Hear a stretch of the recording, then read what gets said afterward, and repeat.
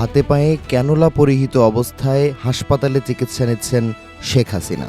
বাংলাদেশের ক্ষমতাচ্যুত এই প্রধানমন্ত্রীর সঙ্গে রয়েছে তার বোন শেখ রেহানা। চিকিৎসার মধ্যেই পবিত্র হজ পালনের জন্য দিল্লি এয়ারপোর্ট থেকে সৌদি আরবের উদ্দেশ্যে রওনা দিয়েছেন হাসিনা। এ সময় ভারতীয় নিরাপত্তা বাহিনীর সদস্যরা তাকে পাহারা দিচ্ছিলেন।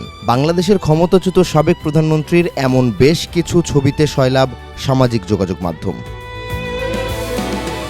যদিও ফ্যাক্ট ওয়াচের অনুসন্ধান বলছে সবকটি ছবি কৃত্রিম বুদ্ধিমত্তার সাহায্যে তৈরি।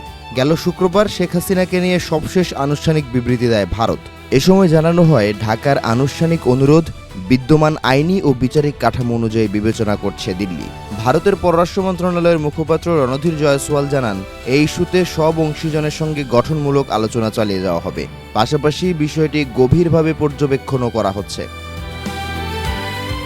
জয়সওয়ালের এ বক্তব্যকে বাংলাদেশের অনুরোধের প্রেক্ষিতে কৌশলগত অবস্থান হিসেবে দেখা হচ্ছে। সাবেক রাষ্ট্রদূত হুমায়ুন কবিরের মতে, শেখ হাসিনাকে বাংলাদেশে ফেরত পাঠানোর বিষয়ে তিনটি দিক রয়েছে। প্রথমত, সকল প্রক্রিয়া ও আদালতের আদেশ মেনেই আইনি ভিত্তিতে এগিয়েছে বাংলাদেশ। দ্বিতীয়ত, প্রক্রিয়াটি রাজনৈতিক। আর সবশেষ দিকটি হলো কৌশলগত। এখানে প্রয়োজন ফুরালে মিত্রদের ফেলে দেয়া হচ্ছে কিনা বিষয়টি বিবেচনায় আসবে।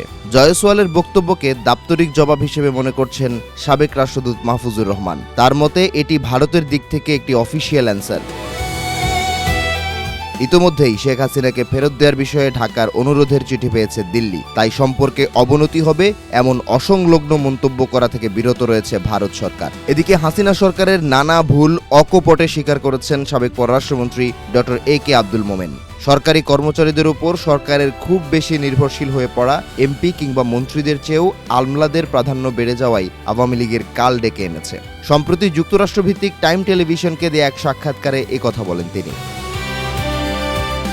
আওয়ামী লীগ সরকারের সাবেক পররাষ্ট্রমন্ত্রী বলেন, জনসম্পৃক্ততা কমে যাওয়া ও চাঁদাবাজি এ দুটি বিষয় ছিল তৎকালীন সরকারের সবচেয়ে বড় ভুল, যাতে প্রভাবক হিসেবে কাজ করেছে দুর্নীতি। আগের স্মৃতিচারণ করে মোমেন জানান, প্রধানমন্ত্রীর বক্তৃতার সময় দূর থেকে শোনা ছাড়া আর কিছুই করার থাকতো না।